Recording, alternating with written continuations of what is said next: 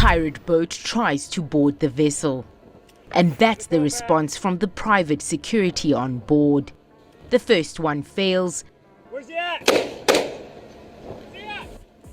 But there's a second pirate boat. He's all the way up! All the way up!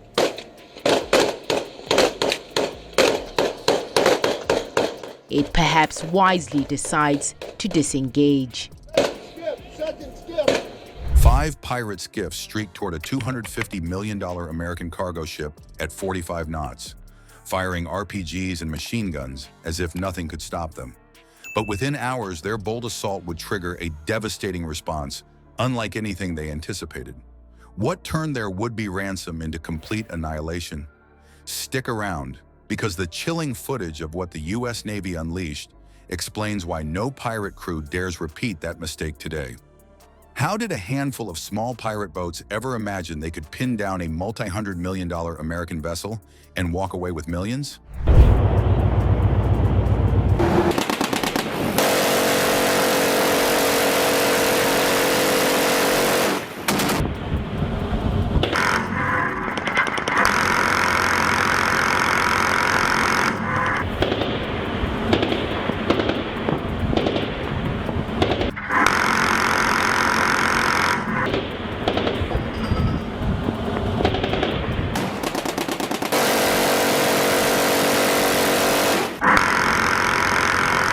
Before we move on, I'd like to ask you a small favor. If you appreciate this content, please take a second to like this video and subscribe to the channel. Over 98% of you watch the videos without subscribing. It costs you nothing, but it makes a huge difference to us. So did you click the subscribe button? Great. Thank you so much. Now back to the video. The Redwood Star wasn't some rusting cargo tub. It was carrying advanced electronics, precision machinery, and tech modules bound for military contractors. On paper, it looked irresistible, the kind of jackpot that could keep an entire pirate syndicate funded for months. For crews operating along the Horn of Africa, the risks often blurred with the promise of ransom money. But greed has a way of erasing perspective. And when 5 fast-moving skiffs cut across the waves toward the Redwood Star, they believed strength in numbers and heavy weapons would be enough.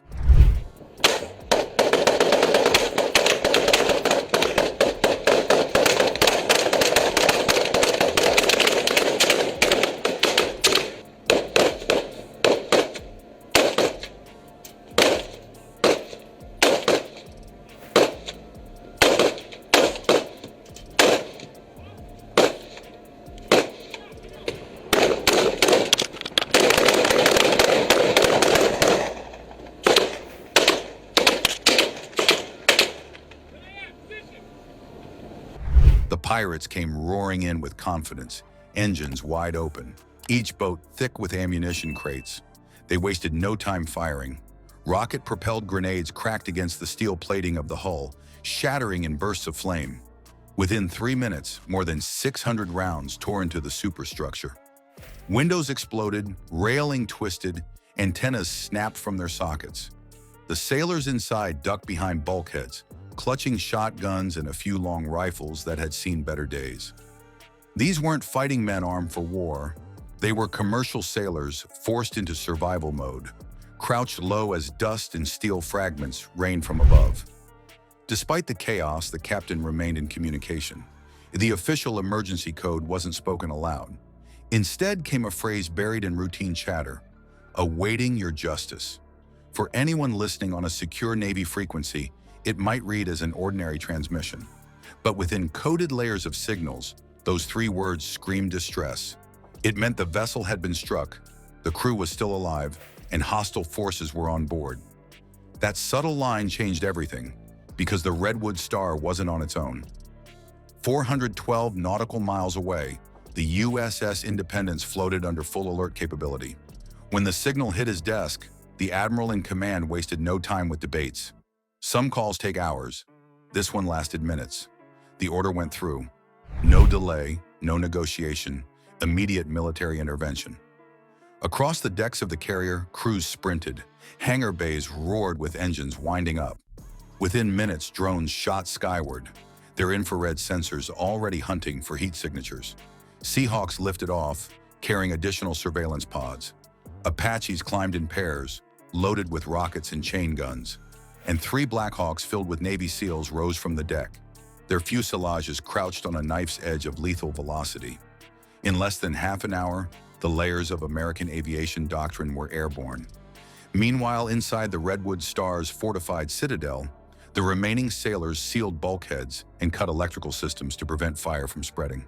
The pirates prowled the deck, shoving and shouting, certain the crew had cowered in silence.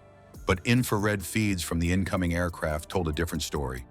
Glowing figures huddled deep within the heart of the ship confirmed survival.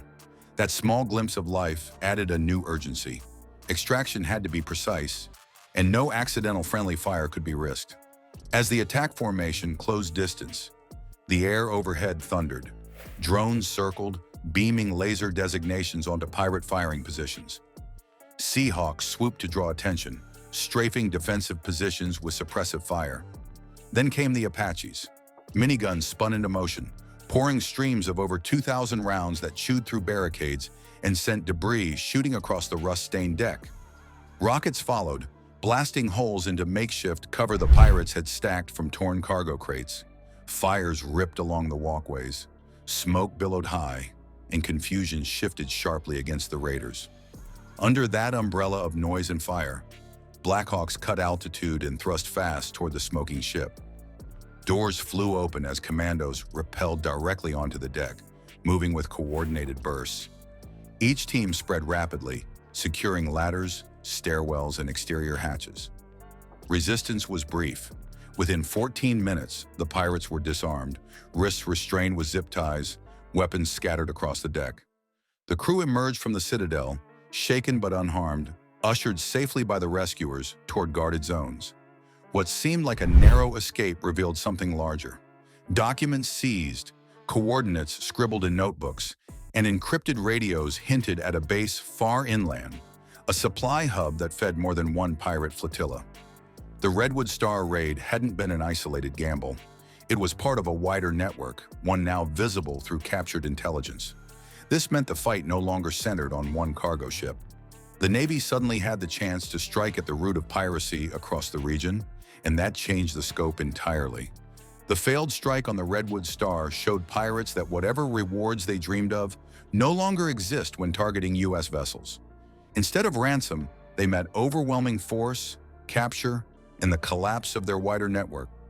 Naval power proved that even from hundreds of miles offshore, threats could be erased in hours, leaving no safe harbor for attackers.